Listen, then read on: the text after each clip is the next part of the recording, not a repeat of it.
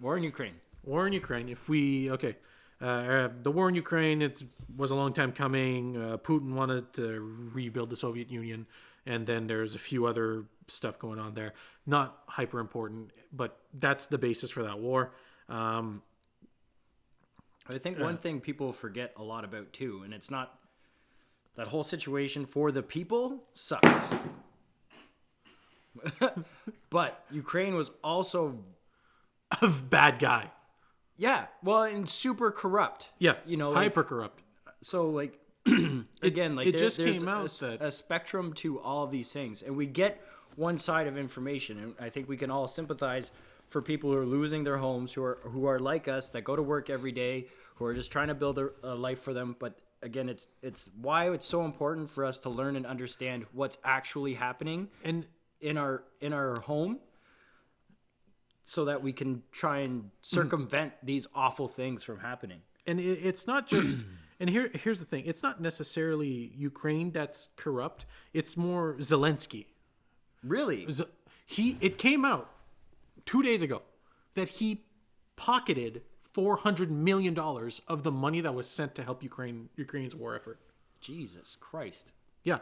So it's not like he's a poor man, and he's pocketing some of the relief funds to help with the war effort. Yeah.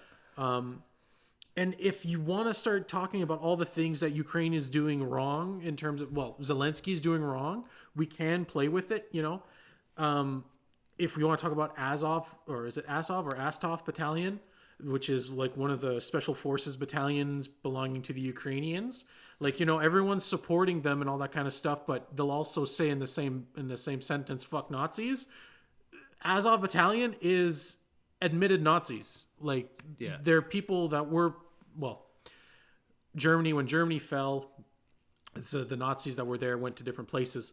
Yeah. Some of them went to Ukraine, and Azov Battalion is the children of those people. Yeah. And they still have the Nazi sympathization. You can see they wear the patches of the swastikas, or even some of them have Taliban patches, right? Yeah. And we don't talk about that because they're on our side. Mm-hmm. Fair enough, they're on our side, so we can ignore it. But which is just but there's a level of ridiculousness. There's a level of ridiculousness. So fucking insane. Yeah. Like, and Ukraine, and we'll harp on Russia for committing war crimes. Yeah. Ukraine is committing war crimes too, man. Like, heavy war crimes, just as bad. Shooting wounded and shooting on non-combatants. Yeah.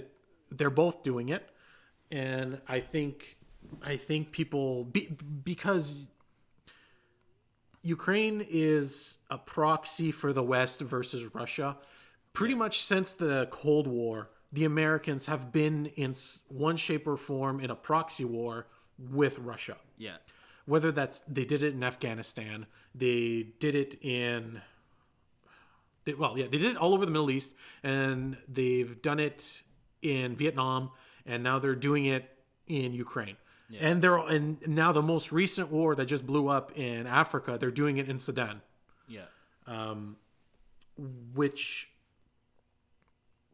again, we don't even acknowledge that, right? And and on Russia's part, there are people that have been fighting against the Americans since the start. Like Wagner Company, that's something a lot of you hear about on the news.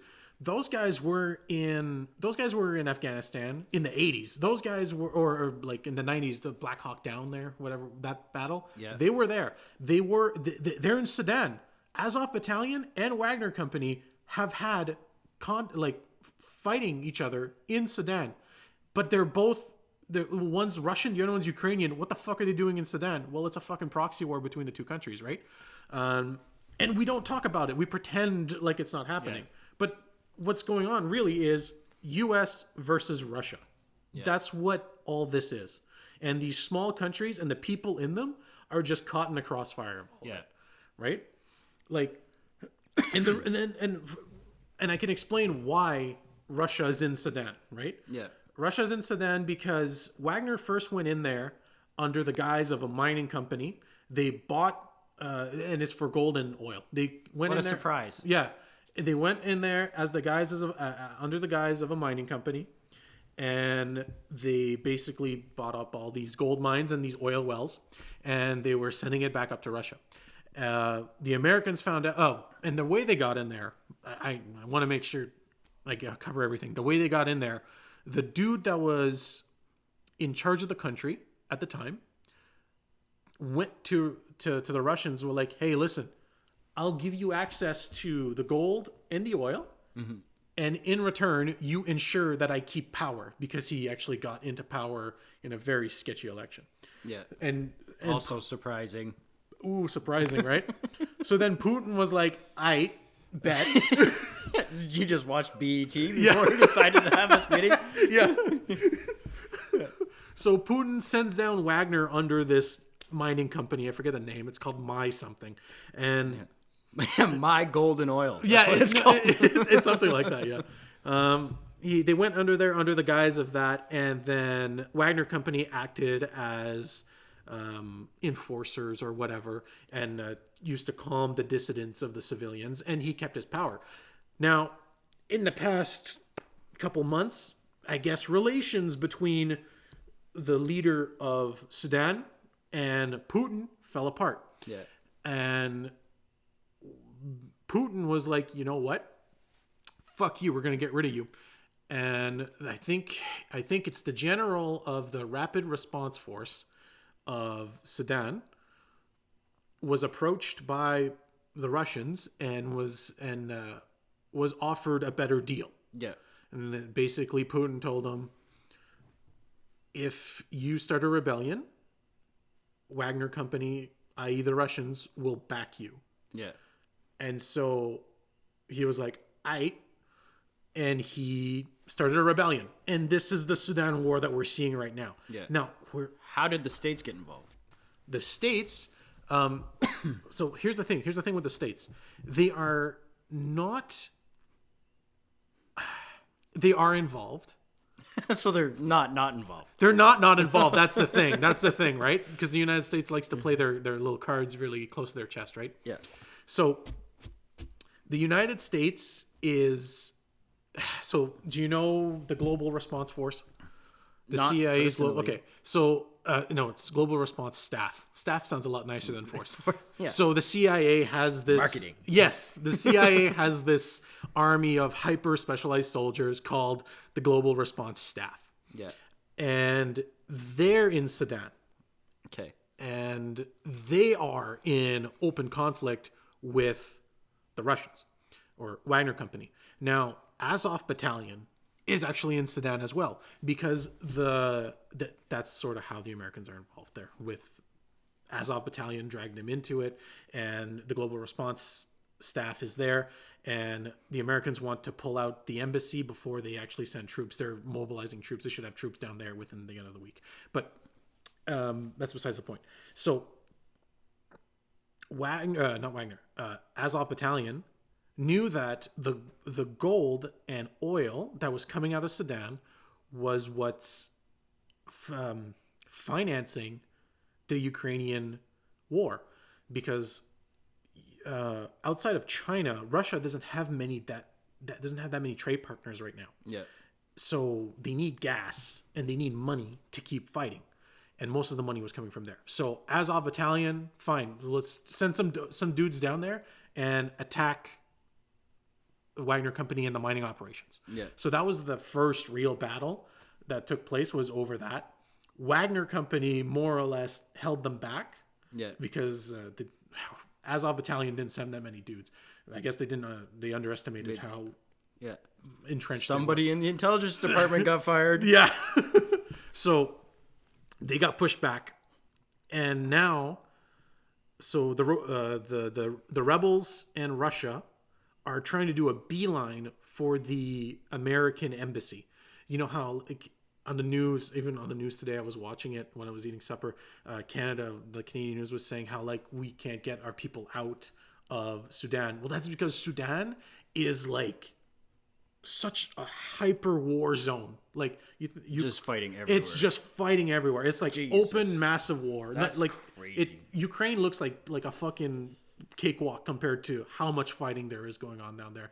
Because Egypt. I totally forgot to mention Egypt. Oh my god. Okay, Egypt lost their fucking shit over Wagner Company. Yeah. Because it was against the Rapid Response Staff, the rebels.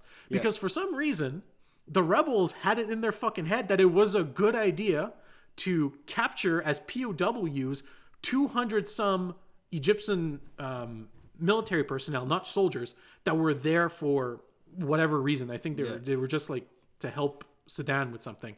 And they're not soldiers, but they captured 200 of them and executed a few of them. So now Egypt was like, what the fuck? And Egypt like threw down a fucking hammer on them. So now Wagner Company in Russia is fighting Egypt, the Global Response Staff, and the loyalists, while America is readying to get troops in.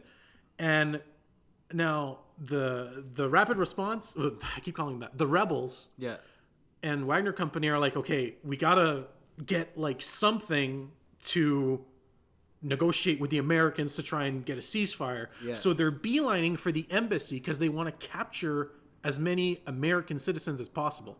Because if they get because if they get American citizens, then they can be like, "Aight, listen, let's do a ceasefire. Let's parlay or no parlay. Let's put a line in the ground because we know Egypt lost their fucking shit already. And so Wagner Company wants the American civilians to be like, listen, you take over the rest of the country. We want our oil wells and the mines.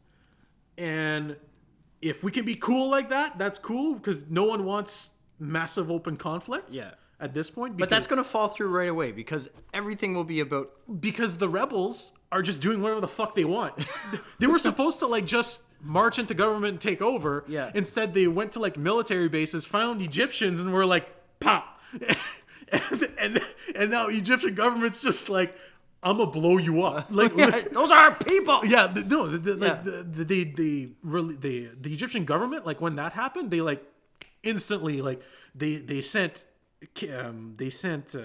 F-16s, they sent tanks, they sent fucking everything, and just bombed the shit out of the rebels. Jesus Christ.